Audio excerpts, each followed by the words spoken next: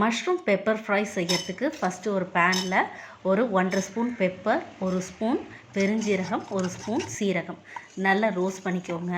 ஆறுனதுக்கப்புறம் மிக்சர் ஜாரில் சேர்த்து பவுடராக எடுத்துக்கலாம்.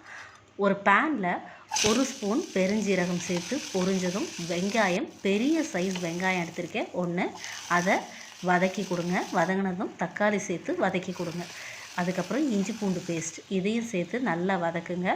1/2 ஸ்பூன் கல்லுப்பு, 1 ஸ்பூன் மிளகாய்த்தூள், இது ராஸ்மெல் போகிற வரைக்கும் நல்லா வதக்கி கொடுங்க. இது வதங்கினதுக்கப்புறமா நம்ம ஃபைனாக சாப் பண்ண மஷ்ரூம்ஸை இதோட சேர்த்துக்கோங்க.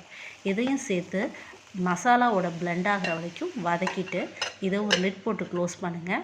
ஒரு 5 மினிட்ஸ் கழித்து ஓப்பன் பண்ணால் அதில் இருக்கக்கூடிய வாட்டர் ரிலீஸ் ஆகிருக்கும். நம்ம ரெடி பண்ண பெப்பர் மசாலாவை சேர்த்து வதக்கிட்டு தண்ணி கொஞ்சமாக சேர்த்து லிட் போட்டு க்ளோஸ் பண்ணுங்கள். நம்மளோட பெப்பர் மசாலா ரெடி. தேங்க்யூ.